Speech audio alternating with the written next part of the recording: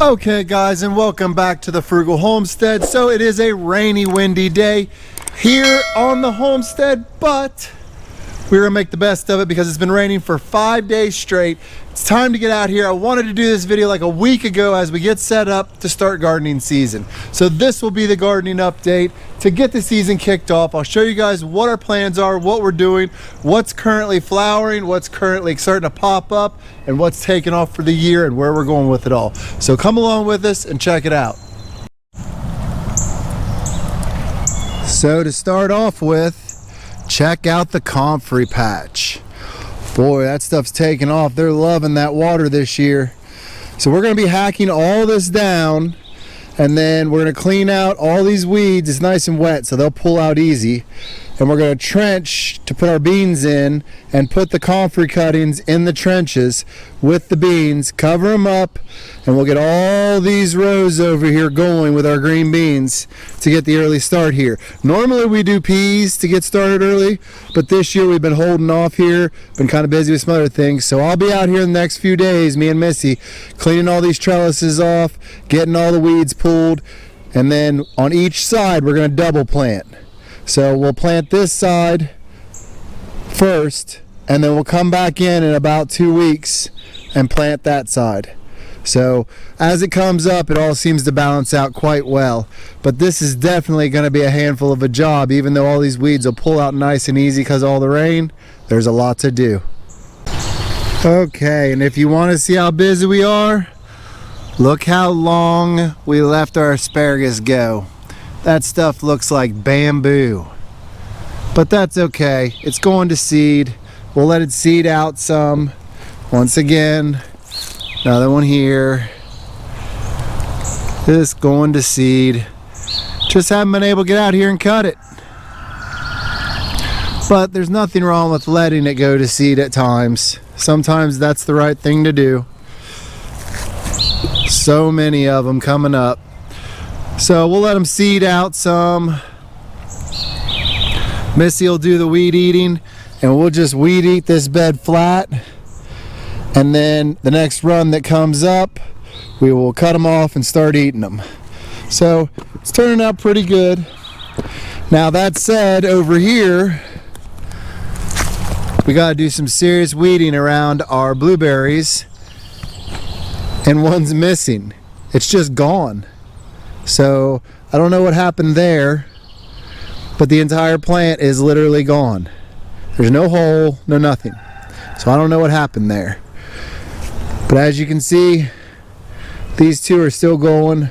We'll get all this weeded and cleaned up, and then hopefully we'll get a nice crop of blueberries this year. Now I want to share with you one of the major changes that's going on. Right here, the lower garden, for years we've been trying to work this soil in. And then we've been working on the enclosed garden and working that soil in. So this year, because there's going to be a transition from that property to this property in the future, we're going to pull down all the fencing around the enclosed garden. And then we're going to take all of this compost I've been working on this year, this whole pile, and we're going to spread it over this garden, along with, and I don't know if you can see it from here, on the other side of that carport, our neighbor hauled home a bunch of aged horse compost, like chips and horse manure. It's been aged for years and years. It was in a barn. He did a clean out on, so we're gonna take some of that and also add it in, and then we are going to get my dad's little mini tractor and the tiller, and we're gonna just till all this in. I mean, we're just gonna put as much organic matter as we can force down into this earth as possible. And we're gonna till it deep. So we're gonna get mixed bag of results out of these two gardens that we're combining to one this year. We will go back to where we mulch it and do the back to Eden method, but we need a jump start to get this whole piece of ground here kind of condensed into one and be able to start using it the way we want. So big things coming to this garden area. We got to cut down all the fencing, pull stuff, and move a bunch of stuff around to make this work. So the raspberries have once again overtaken the bed. We just thinned this whole thing out last year, and they have already taken it back over again. Hello, Mr. Toad, or Frog. Mr. Toad, what's up, buddy?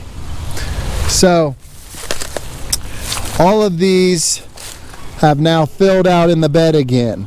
So I'm gonna have to build some new beds, and Missy will have to split these and transfer them.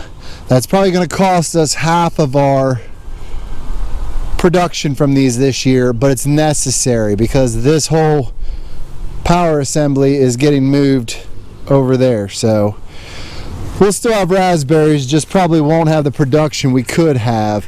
But next year the production should double, if not triple, by the things we're doing. Guys, look at this thing. Holy cow. This is it's like a hybrid blackberry plant. I can't remember the name right now. My Aunt Carolyn brought these back from Oregon. I'll have to get with her in the next video and remind her what the name of it is. But holy crap, it went nuts. I did a little cutting on this last year, not a lot. I just cut it back a little bit, but the rain this year and the temperatures not dropping out all the way to freezing has allowed this thing to go nuts. I mean, seriously, look at the size of the stems on this thing. Guys, look at that. Look at the size of that. It's just massive. The stalks have just overtaken, and now it's just running and going nuts. That's crazy. So the scale, that is 2 bushes, guys. Look at the size of that thing. We're gonna have to do some tie-ups or something for this because it is just completely outgrowing those beds. Might have to do some trimming as well. Now, what I'm seeing here though, that I like, is look, it's underground now.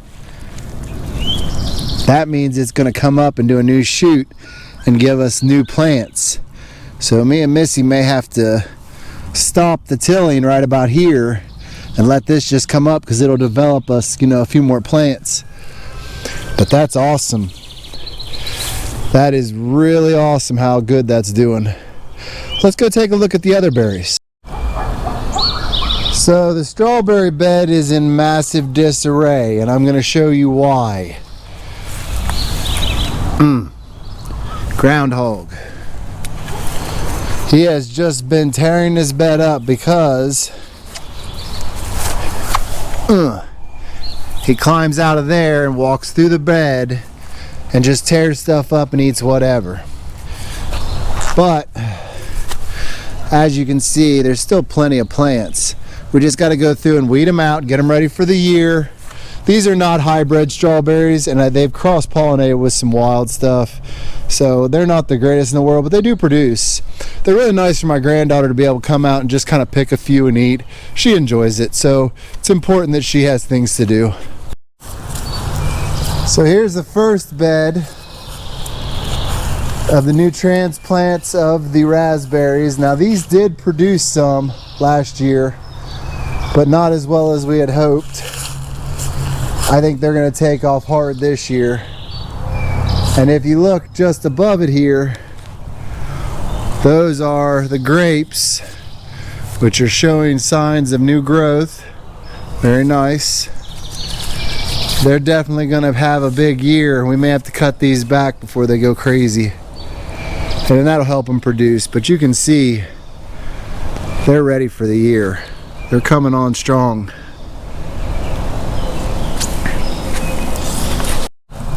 So here's the other raspberry transplant garden bed here. This bed has been overtaken by weeds real bad, so I'll get in here and start cleaning these out.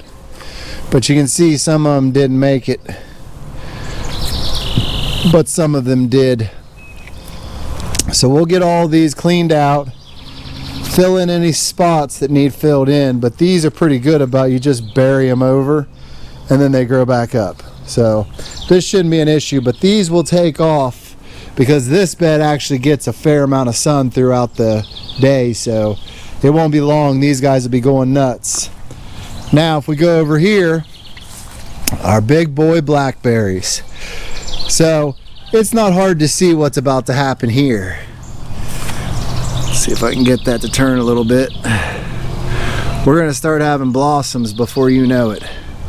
These guys are gonna open up and just go nuts. And once again, with all the rain, look at the stalks. I mean, look at that.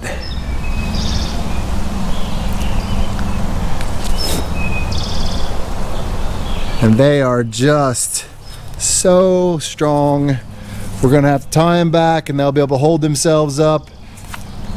But for scale, because it is important to see scale, this is the plant, this is me at 6 foot, 6'1". I think it's 8 foot, 9 foot tall. So it's gonna be interesting to see these things produce this year. I can already see there's a lot of dead growth we need to cut away, because even though you guys have dead growth, it still will sap some nutrients and some water from the plant. So it's a good idea to usually just trim it off. Don't be afraid to trim down your berries and stuff, guys. You'd be amazed how resilient they are. They can take it. But that said, peach trees look a little rough this year.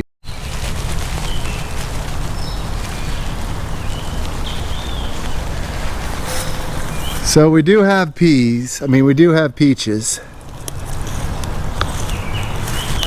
They are on there, and lots of them. Blooms and such.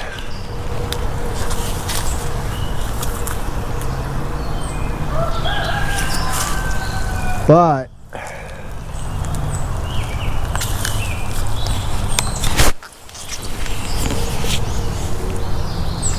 that said,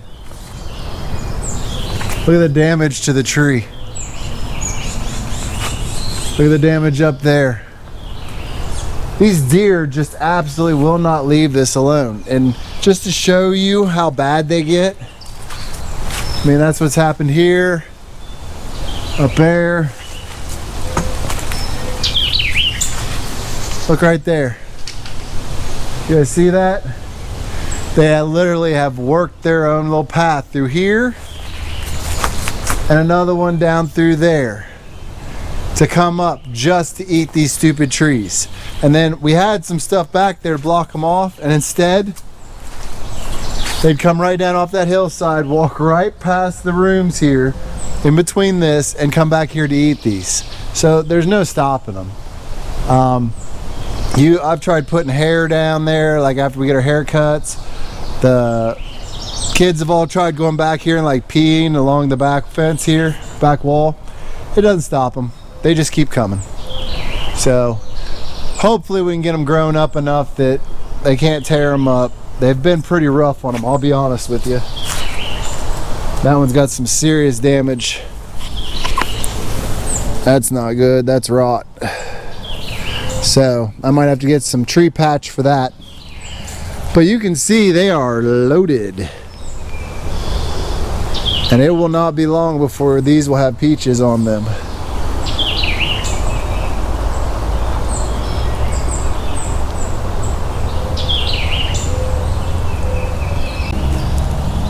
So overall, I'm pretty happy with how things have turned out and started this year. I think we have a solid foundation of what we want to get done, and it's only going to take as much time as is necessary to continue our garden to grow and progress and do better.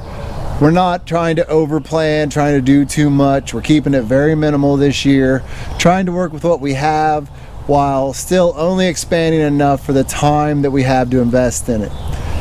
We invest a lot of time and energy into our gardens because not only do we appreciate where the food comes from, because as you know, this is all organic. I don't use any kind of chemical fertilizers, any kind of bug repellents or anything in our gardens. That said, it's also the fact of you have to invest as much time as is worthwhile. So spending all day, every day outside in your garden. If you can do that and you enjoy it, then good, do that.